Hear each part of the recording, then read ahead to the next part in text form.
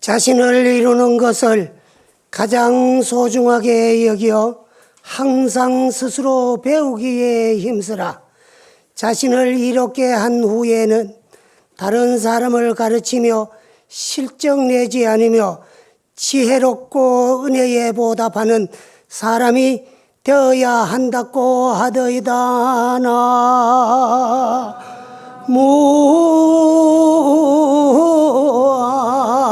무아이미 다볼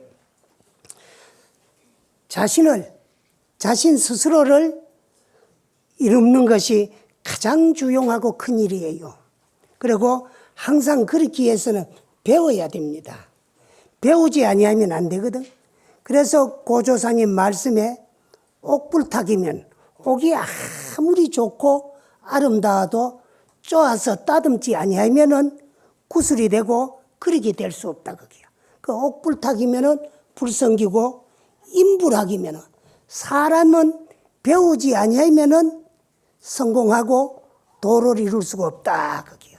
그렇게 해서는 항상 부지런히 배우고 또 내가 배운 데 대한 절대적인 믿음을 가져야만이 그걸 내 것으로 만들 수가 있고 또 내 것으로 만들어야만이 실천 수행을 할 수가 있어요.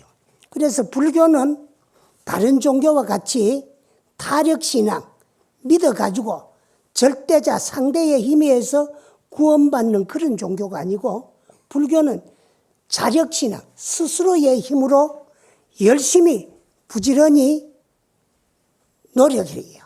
그래서 열심히 노력해가지고 자성을 증득하고 깨달는 자각의 종교가 불교거든. 그래서 배워야 되고 믿어야 되고 또 실천해야 되고 실천해야만이 구경해가 목적을 이루고 달성할 수 있더라. 그렇게 되면은 자기 자신만 이루어올 것이 아니고 또 다른 사람을 가르쳐야 돼요. 또 일러줘야 되고. 그 이제 바로 상구볼이야. 울로는 이 없는 불도를 구하고 내가 또 구하고 증득해가 깨달으면은 하와 중생, 일체 모든 중생을 교화하고 제도해야 돼요. 그런 데 있어 가지고는 게으르면 안 돼. 또 실증 내서도 안 되고 그러면서 항상 지혜롭고 은혜에 보답할 줄 아는 그런 사람이 되어야 한다. 그러니까 이제 은혜를 모르면은 사람이 아니야. 짐승도 살려주면은 그 은혜, 공을 갚을 줄 아는데 명색이 사람이 은혜를 갚을 줄 모르면은 짐승만도 못하다. 항상 은혜를 보답할 줄 알아야 되고 또 우리는 그렇게 베풀 줄도 알아야 돼요. 베푸는 걸 불교에서는 보시라고 하는데 뭐 베푸는 데는 여러 가지가 있지요. 먼저도 법시, 제시, 무예시에 대한 말씀을 잠시 드렸는데 우리가 베푸는 데는 죽어가는 생명을 살려주는 것보다가 더 큰 베품이 없어요. 그래서 우리 불교에서는 죽는 걸 살려주는 것을 방생이다 그래요. 그 놓아서 살려준다 그 말이에요. 놓을 방자 날생자. 죽음에 처해 있는 생명을 놓아서 살려준다. 그리고 우리 중생들의 분상에서 보면은 짐승은 짐승이고 나는 만물의 영장 위대한 사람이야. 그래서 우리는 나무 생명을 보잘것없이 하잘것없이 생각하고 몸에 기운이 없고 힘이 없으면은 미안하던 생각이라도 가지마 다행이야. 미안하지만 이 생각도 안 가지고 그저 나는 사람이고 너는 짐승이니까 네 목숨을 빼앗아 가지고 네 고기를 내 입맛과 몸보신을 위해서 좀 먹어야 되겠다. 그러면서도 미안한 생각도 또 부끄러운 생각도 아무 생각을 안 가지고 그래요. 그거는 이제 나는 사람이고 만물의 영장이고 너는 짐승이라는 그런 생각 때문에 그래요. 그러나 불교를 공부하고 배우고 보면은 업이 틀려가지고 덮어쓰고 있는 껍데기, 이건 껍데기에 불과해요. 육체가 틀릴 뿐이지 생명의 본질, 생명의 본바탕은 조금 더 다름없어요.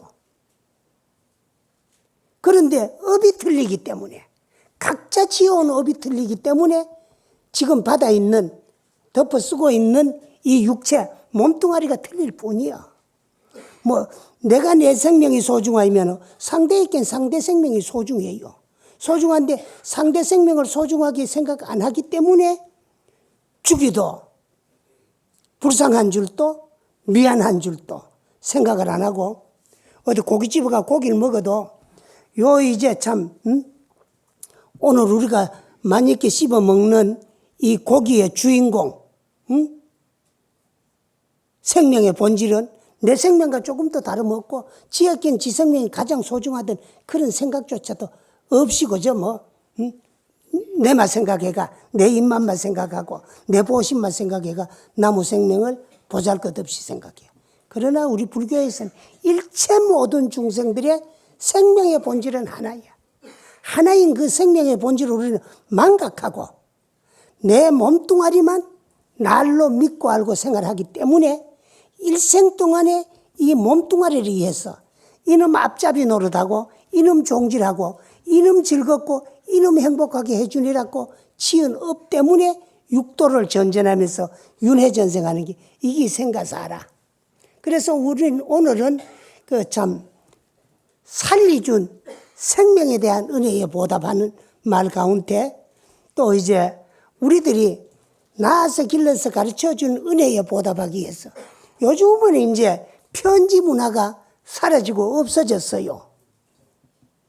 근데 지금 한 40년 전만 하더라도 또 6.25 사변 이후에는 대한민국 남자로 태어나면은 주로 아마 일생 동안의 편지를 그 청춘 남녀들도 옛날에는 그 이제 서로가 그 이제 참 교제를 하고 할 적에 그 소위 연애 편지라는 편지를 가지고 서로 이제 대화를 하고 그래서 멀리 있으면 가까이 있으면 만나지만 그러나 그 외에 가장 많이 써본 편지 가운데 옛날 군에 가면은 고향에 있는 부모들에게 가장 앉아 일생 동안의 편지를 많이 써봤을 거예요. 부모한테는 그때 제일 많이 써봤을 거야.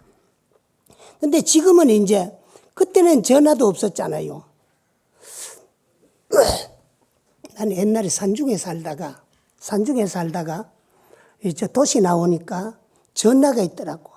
그래서 도시절에 잠시 조금 가깝고 친한 스님이 주지를 사는데 머물렀는데 전화가 와도 어찌 받아야 되는가 겁이 나가 가슴이 두근거리고 그랬어요.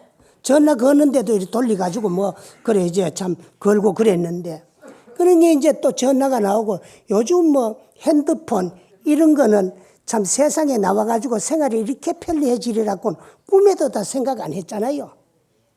그래 옛날에는 멀리 있으면 전화도 할 수 없고 그럴 땐 전부 편지로 안부를 묻고 그래요. 근데 보면 참 세월이 유수해서 그 유수하다는 건 물같이 흘러간단 말이야. 그래서 빠르다 그 말이거든. 빨라서 고향을 떠나온 지도 참 몇 개월이 됐고 말이라 어떻고 하며 하다가 보면 너는 이제 또 와가지고 불호가 될지언정 참 나와서 길러주신 부모님의 은혜에 결초보응하겠습니다.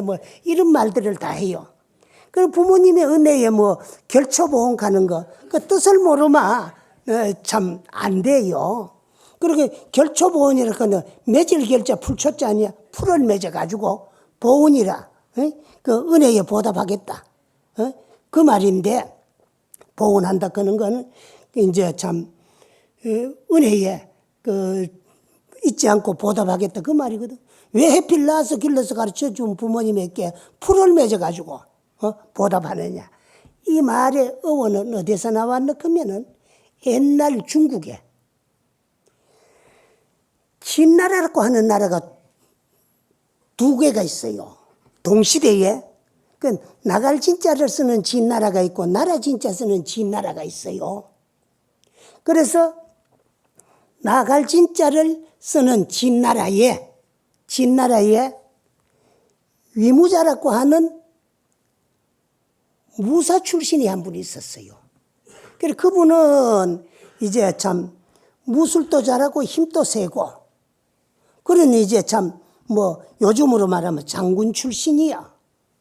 그러니 이제 돈도 있고 또 권력도 있고 무사기 때문에 힘도 있어요. 그런 분이 위무자라고 하는 분이 있었는데 그분이 나이가 한 60쯤 됐을 적에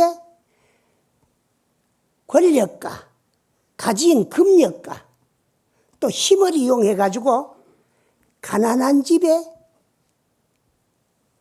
17, 8살 나는 아주 아리따운 처녀를 권력으로 뺏어왔는지 뭐 돈을 주고 사왔는지 데리다가 소첩으로 삼았어요.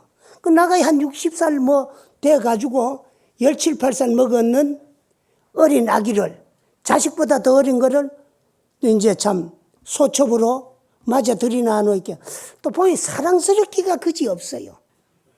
너무 사랑하다 보니 또 불쌍한 생각이 들어요. 그래서 항상 시간이 있으면 아들이 형제가 있었는데 하나는 위가고 하나는 위기야. 당신은 이무자고. 그런데 그 아들 가와 기 두 형제를 불러놔 놓고 내가 참 어쩌다가 보니까 나이가 들어가지고 저 어린 것을 이름이 조희야.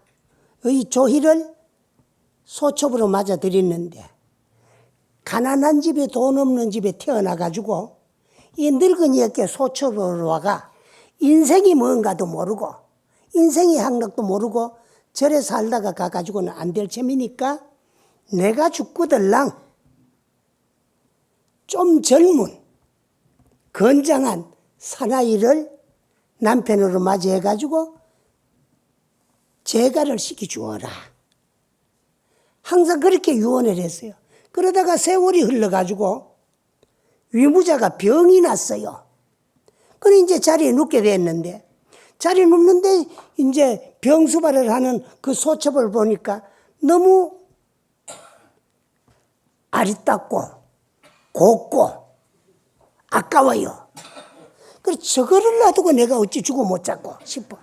그래가지고 아들 형제를 불러놔 놓고는 그 당시에는 권력이 있고 힘이 있으면은 못 잊고 그리운 사람을 죽을 때 산채로 묻어가 순장을 하기나 또 순사를 하기로 해가지고 함께 매장을 하기나 그랬어요.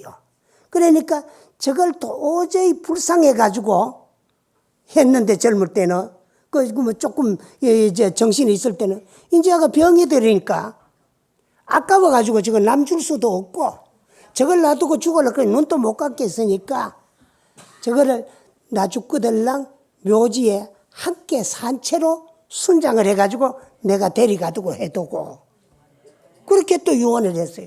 그래 죽었어요. 그런데 이 아들 관은 둘째 아들이 아버지 유언대로 저 서모를 산채로 아버지 장사 지낼 때 묻어주자 거기야. 아무리 권력이 있고 돈이 있고 하더라도 사람이 산채로 사람을 어찌 묻겠느냐.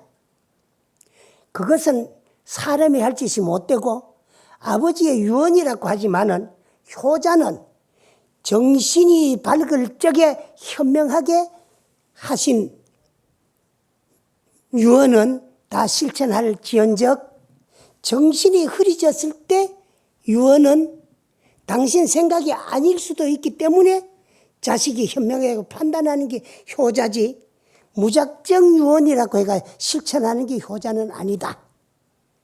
그런가 하면 아버지 유언이 하나가 아니고 둘이야.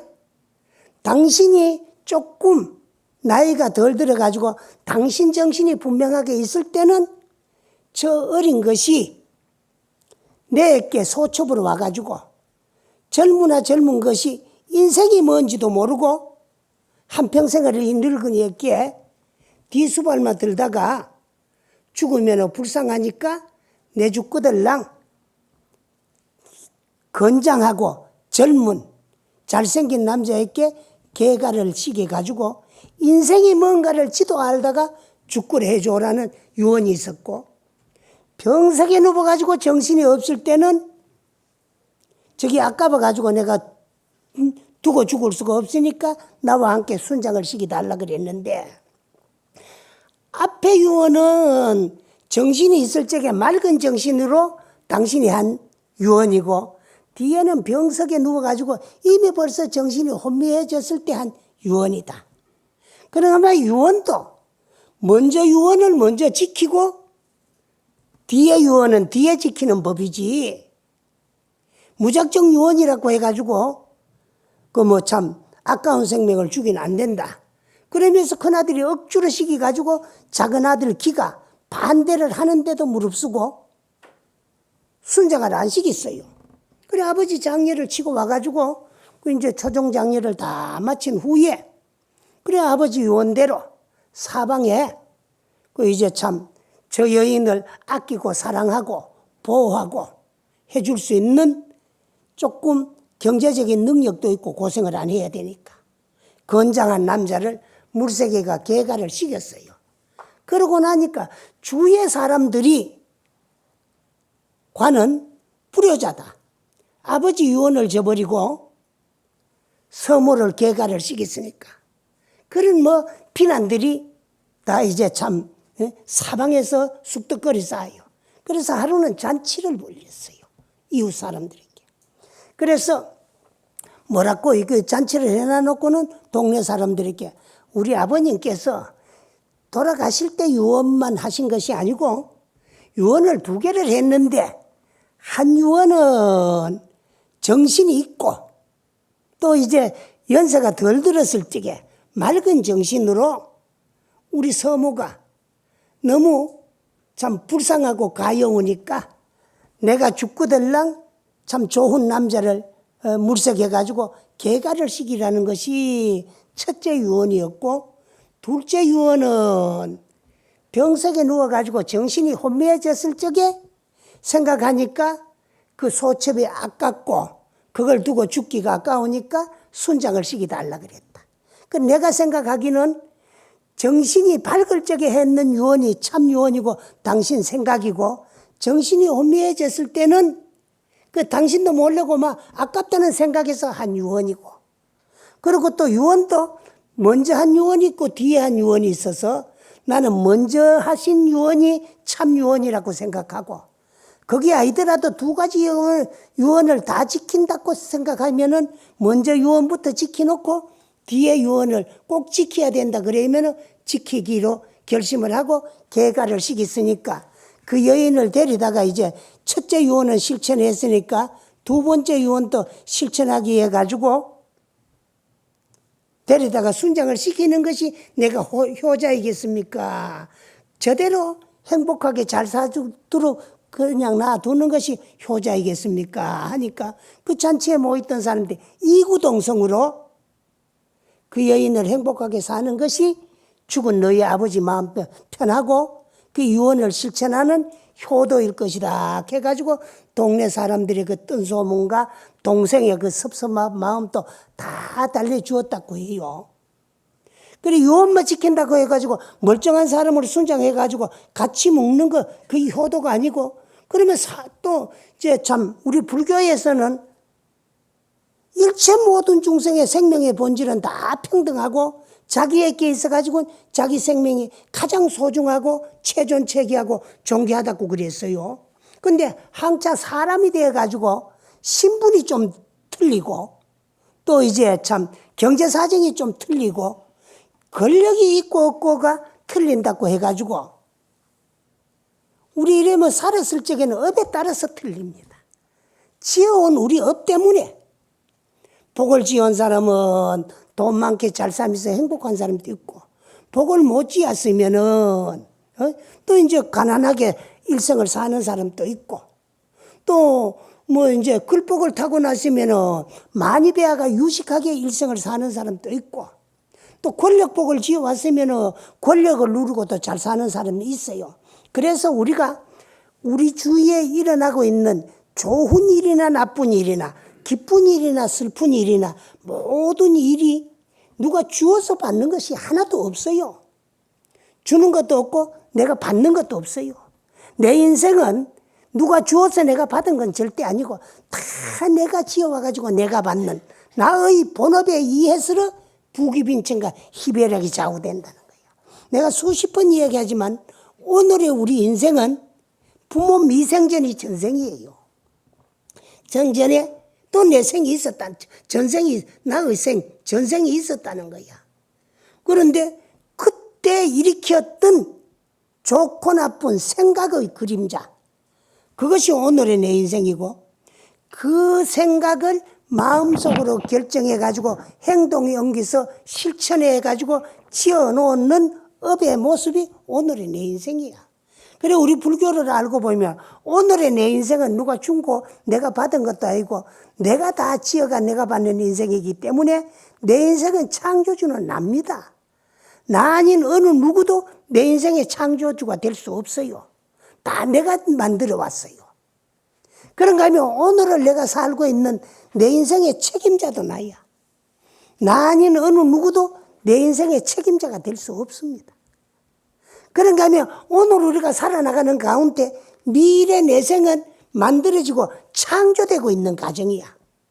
그렇기 때문에 어떻게 미래를 아름답고 훌륭하게 창조를 해야 되느냐, 또 어떻게 하면 안 되느냐, 올바른 인생을 살아나가기 위해서 인생의 길을 배우고 공부하는 것이 여기 이제 참 불교 배우고 공부하고 법문 듣는 거야. 그러면 또 내 것으로 만들어가지고 나쁜 갈래에 떨어져가 괴롭고 고통받을 죄는 안 지으려고 노력하면 되고, 또 좋은 곳에 태어나가지고 행복하게 잘 살기를 위해서 좋은 복을 지으려고 노력하고, 그러면서 이 마음을 고요히 맑혀가면서 닦아나가가지고 성불 하자는 게 여기 불교입니다. 그래서 항상 우리는 1인 3역을 하고 있어. 내 인생의 창조주도 나인가 동시에 오늘의 내 인생의 책임자도 나고 또 미래생의 구세주도 나야. 나 아닌 어느 누구도 미래 내 생의 구세주가 될 수 없고 오직 나 1인만이 내 영혼을 맑히고 제도할 수 있고 미래 내 생을 아름답게 창조할 수도 있고 내 영혼을 구제할 수도 있고 나 아닌 어느 누구도 안 돼요. 오직 그러면 내가 내 영혼을 구제하고 제도하고 밝히기 위해서 그 방법을 배우는 것이 불교 공부하고 법문 듣는 거예요. 그런 위대한 나를 가소평가해가지고 어느 절대자나 신에 의해서 창조된 피조물인 줄 알고 질질 끌리댕기며 못난 인생을 사는 사람들이 불자 이외에 불교를 모르는 종교인들이라면 우리는 내가 그만큼 소중하고 귀해요. 내 생명이 그만큼 소중하고 귀하면 일체 모든 중생이라고 그러니까 중생의 한계를 어디에 두느냐 그러면은 항상 내가 하는 얘기지만 육체 몸뚱아리는 있는데 영체가 없으면 그거는 송장이야. 목석, 돌덩어리와 나무둥치가 같아요. 근데 영체는 있는데 육체가 없으면 그게 뭐 다름 아닌 귀신이야. 우리가 살았다고 하는 거는 4대 물질적인 요소인 이 육체 몸뚱아리하고 또 이제 참 정신적인 요소, 이 마음이 동시에 공존함으로써 우리는 살아있는 거야. 그리고 살았다는 거는 영육이 물질과 내 마음이 동시에 공존함으로써 살아있는 것이고 죽는다고 하는 것은 영육이 여의는 순간 물질적인 육체에서 정신적인 영체가 떠나가는 순간 여기 이제 육체의 생명 끝나요. 그러면 영체가 떠나간 육체는 송장밖에 안 되고 육체를 이탈하는 영체는 귀신이야. 그걸 영혼이라고 돼요. 그런데 그 육체 없이는 얼마를 머무르느냐. 그것도 소중해요. 극선자는 지광극락하고 극악자는 지광지옥을 해요. 극히 어질고 선하고 착한 사람은 숨 뚝 떨어졌는데 눈 뚝 떠보면 막 극락세계 연태 중이야. 또 일생에 좋은 일을 한 번도 안 해보고 극악무도하게 엄마 짓고 산 사람들은 극이 들어가요. 극악. 극히 악한 사람 말이야. 무도한 사람은 숨 뚝 떨어졌는데 눈 뚝 떠보면 84,000 지옥이야. 지옥도 하나가 아닙니다. 우리 불교에는 84,000 지옥이야. 천상세계도 하나가 아니야. 크게 요약하라면 욕계, 색계, 무색계지만은 작게 세분을 하면 욕계에는 6,000, 색계에는 18,000, 무색계에는 4,000, 그 3계에 28,000. 또 인간 세상 이 지구를 합해가 29개 천이 있어요. 그리고 왜 그렇게 많으냐? 좋은 세상 또 복에 따라서, 지어놓은 복에 따라서 가가지고 복에 맞게끔 복수용을 해야 되고, 지옥도 업에 따라서 가가지고 업에 따라서 고를 받아야 되기 때문에 업 따라 다 가야 되기 때문에 다 틀리는 거야. 그와 같은 많은 천상 세계도 있고 또 부처님의 세계는 그보다 더 많아. 한량이 없어요. 또 있고 그 다음에 지옥 세계도 84,000건이나 있는데 그게 누가 보내서 가는 것이 아니라 다 내가 지어놓으면 지은 업대로 따라서 다 가는 거야. 그리고 살아있을 때는 영육이 동시에 공존하면서 심호흡을 하고 감각기관을 가지고 있는 민물, 짐승, 개미 한 마리까지도 전부 중생계에 속해요. 그래서 중생을 일러가지고 유정이다 그래요. 그래 여러분들이 서로 만나면 아이고 보살님이 가지요. 요 보살이라는 말은 보리살타의 준말이에요. 보리살타. 그 보리라는 말은 깨달음, 각, 깨달음이란 말이고 살타라는 말은 유정이라는 말인데 유정이 바로 중생이야. 중생. 그 중생이 깨달으며 보살이고 깨달지 못하면 중생이야. 그 깨달은 보살을 말하는 거야. 그 우린 보살 이렇게 해도 깨달기 위해서 보살도를 실천하는 예비보살. 아직 보살은 아니고 예비보살이라. 중생이 깨달기 위해서 보살도를 실천하는 예비보살. 그래가지고 보살도를 깨달으면 뭐를 깨달느냐? 생명의 본질. 생명의 본질은 바로 하나이다는 거야. 그런데 인인 개개인의 업에 따라가지고 받은 몸뚱아리가 틀릴 뿐이야. 그 몸뚱아리가 있기 때문에 물가 이주야. 이 몸뚱아리의 주인공이 필요한 거예요. 그것이 여러분들이 내 마음이야. 오늘 이제 자성이다. 스스로 나의 성품이다. 그 말이야. 이 성품. 그래서 불교를 배우고 공부하는 건 개별적인 성품을 깨달아가지고 생명의 본질인 총괄적인 법신의 하나가 되자는 거예요. 그 이상 뛰어도 아니에요. 그 법신은 뭐냐? 우주 법계에 존재하는 모든 생명의 본질, 그 생명의 본질은 하나야.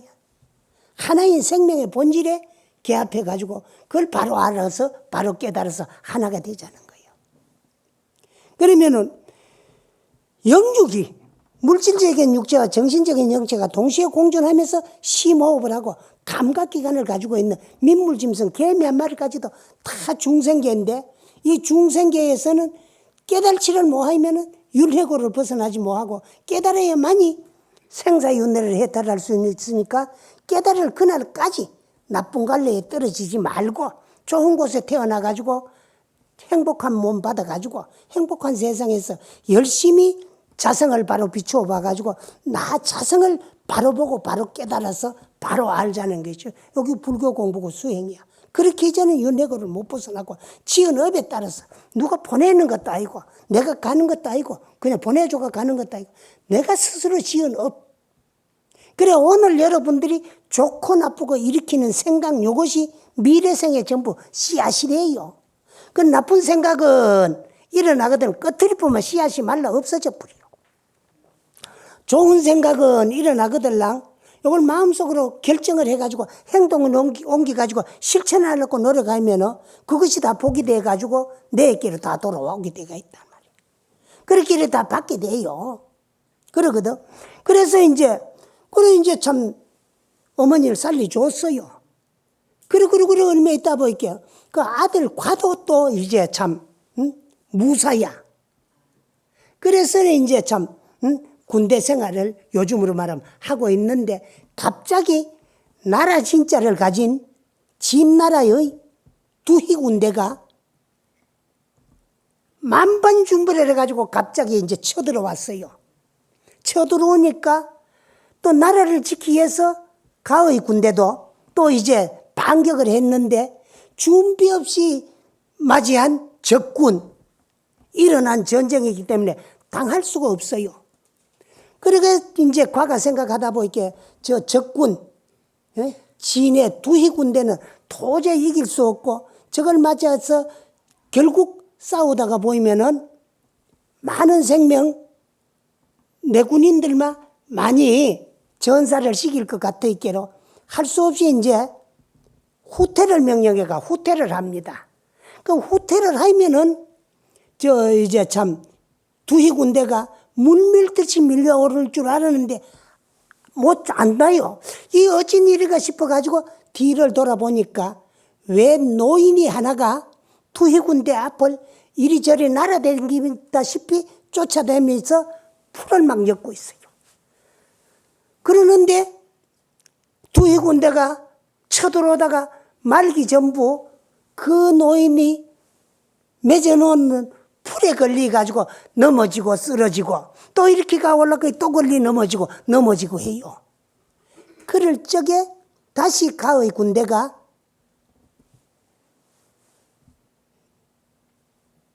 정비를 해가지고 이제 참 반격을 했어요. 해가지고 승전을 하고 두희를 사로잡았어요. 그렇게 된 평전이 된 어느 날 잠을 잠에서 꿈을 꿨는데 두희 군대 앞에서 날아다니다시피 참 왔다 갔다 하면서 풀을 엮던 그 노인이 꿈에 나타나가지고 현몽을 하기를 이제 죽은 영혼이라도 마음 편코 다시 내 갈 곳으로 갈 수가 있다.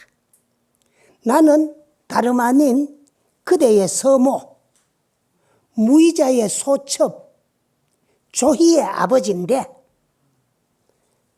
그대 아버지가 내 딸을 소첩으로 데려가가지고 온갖 사랑을 다 받고 살았는데 죽을 때에 당신과 함께 순장을 해달라고 해가지고 죽게 된 내 딸을 불효라는 소리를 듣고 동생과 이가 상하고 모든 동네 이웃 사람들에게 비난을 당해가면서도 죽어가는 내 딸을 순장하지 않고 살려줘가지고 좋은 남자를 만나가 개가를 시켜가지고 행복하게 잘 살게 해줬어.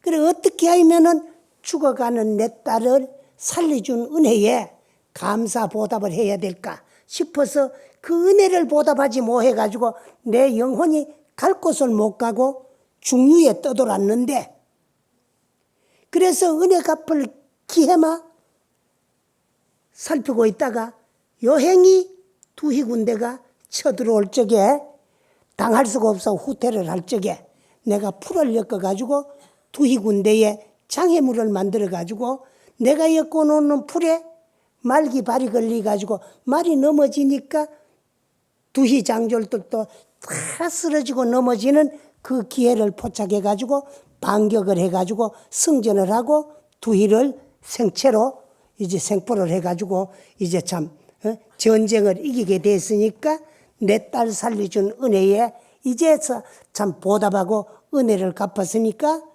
죽은 영혼이라도 이제는 참 잊어보고 갈 참이니까 이후에는 이 나라에는 전쟁이 일어나지 아니할 참이니까 편안하게 그래 잘 살아랐고 그래 떠나갔다는 거야.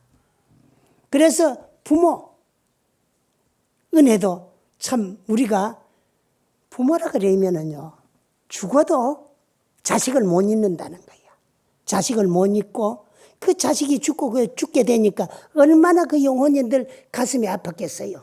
그러니까 권력 없고 돈 없고 가난한 서민으로 태어나가지고 권력에 돈에 힘에 못 잊어가지고 딸을 뺏기다시피 뭐 늦게서 사이가 됐지만은 이무자에게 소첩으로 줬다가 그놈의 사이라는 놈이 죽으면서 당신 딸을 함께 순장시키다 하려 그러니까 그걸 참 보지는 못했지만 일찍이 죽어가지고 그 딸이 참 억울하게 죽고 생매장을 당할까봐 못 잊어가 갈 곳을 못 가고 중류에 떠돌았다는 거야. 그런데 여행이 그 이제 참 자기 딸을 죽이지 아니하고 살리가지고 개가를 시켜줬으니까 얼마나 감사하고 고마워가지고 은혜를 갖기 위해서 갈 곳을 못 가고 떠돌다가 기회가 오니까 그래 풀을 엮어가지고 그 은혜에 보답했다. 그런 게 여기 결초보은이야. 결초보은. 죽어도 어머니는요. 1919년도 일본에 직접 있었던 이야기야. 이야기인데 웬 여인이 만삭이 돼가지고 곧 이제 참 순산일을 며칠 앞두고 갑자기 급병이 들어가 죽었어요. 근데 요즘 같으면 이제 뭐 수술해가지고 아기도 내놓고 살았으면 살리고 뭐 또 이제 시간이 끌다 보면 엄마가 죽었으니까 산소를 공급 못 하면은 이제 참 애도 죽고 그럴 건데 죽었는 애도 같이 묻을 수가 없고 같이 태울 수가 없으니까 이제 수술해가 꺼내고 묻고 그럴 낀데 지금부터 뭐 이제 김희영 그러면 한 93년 전이야. 1919년도야. 그런데 그때만 하더라도 우리보다가는 좀 이제 문화가 또 문명이 발전한 일본에서도 그렇지 못하던 그런 시대였기 때문에 젊은 여인이 임신을 해가지고 순산일을 며칠 앞두고 죽었는데 그대로 갖다 묻은 거예요. 묻었는데 그 후에 그 근교에 요즘 말하면 이제 무슨 마켓이지 그 이제 가게 시장 같은 데다 한 큰 이제 가게 상점이 하나 있었는데 저녁에 계산을 하려고 금고를 열어보면은 금고 안에 돈은 하루 종일 팔았는 데에서 몇 푼어치가 모자랐는데 돈은 축나고 모자라고 가랑잎이 하나씩 들어가 있어요. 그 참 희한하다. 이상하다. 근데 그게 하루도 아니고 매일이야. 그래서 주인이 이상하게 생각하고 이제 매일같이 오는 사람을 살펴보니까 하루도 안 걸리고 오는 사람이 매일 저녁답이면은 6살 오는 소복한 여인. 하루 정도 안 걸리. 그래 그 여인이 조금 수상하고 이상해가지고 그 여인이 주는 돈을 따로 모아놓고 따로 놔뒀다가 그 여인이 간 뒤에 보면 돈이 아니고 가랑잎이고 그렇다는 거야. 그래서 하루는 저 여인의 그러면 정체를 알아야 되겠다 싶어서 이 주인이 뒤를 밟아가지고 따라가다 보니까 인가가 없는 산중으로 들어가더만에 공동묘지로 가요. 그러니까 이제 숨어서 보니까 그 여인이 엿을 사가지고 묘지 속으로 쑥 들어가요. 그 겁이 나잖아요. 그래가지고 더 못 살피고 돌아왔어요. 아침에 날이 밝기가 무섭게 딴 사람들을 대동해가지고 그 여인이 들어가는 묘를 보니까 죽은 지 열흘도 안 됐어요. 묘 썼는 그 묘표 비석을 보니까. 그래가지고 이제 그 묘 주인을 찾아가지고 그 이제 물어보니까 그 당신의 부인이 갑자기 이제 임신한 상태에서 임신 중독인가 순산일을 한 며칠 남가 놔놓고 그러고 막 갑자기 죽어가지고 장사를 지냈다 그랬더래요. 그래서 왜 그러냐고 물어보니까 매일 우리 집에 여사로 오는 여인이 하나씩 있어. 근데 그 여인이 엿값을 준 걸 받아나 보면 항상 가랑잎으로 변해가 있더라. 그래서 그 여인의 정체를 살피다 보니까 그 묘 속으로 들어갔는데 당신 부인 묘라서 그래 왔다. 그게 이상한 거 아니냐.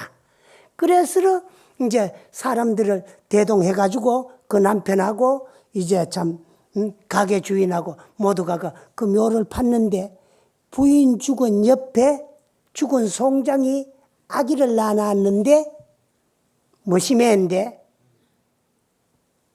죽지 않고 살아있는데 엄마가 엿을 사다 먹여가지고 엿을 먹었는 그 이제 엿물이 주룩 흘러나는 게 말이도 안 하고 있더라. 그럼 묘지 속에서 아들은 이제 내오고 그 이제 엄마는 죽었으니까 그대로 묻었어요. 근데 엿을 먹고 그 살아난 애기라고 해가지고 그 애 이름을 아메고라고 했다 그래요.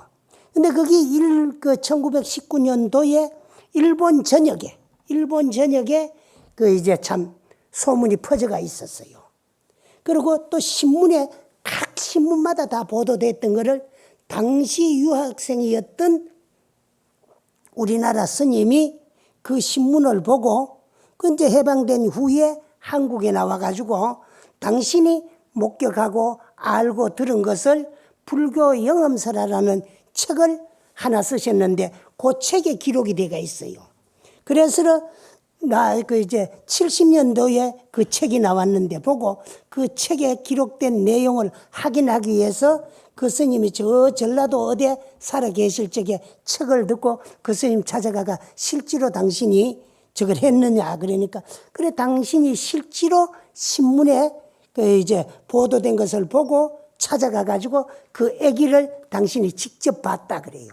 그래서 그 죽은 여인이 죽은 어머니가 그 이제 송장에 아기를 낳아 가지고 묘지 속에서 먹일 것이 없으니까 그 영혼이 사람의 모습을 나타내 가지고 그래 이제 참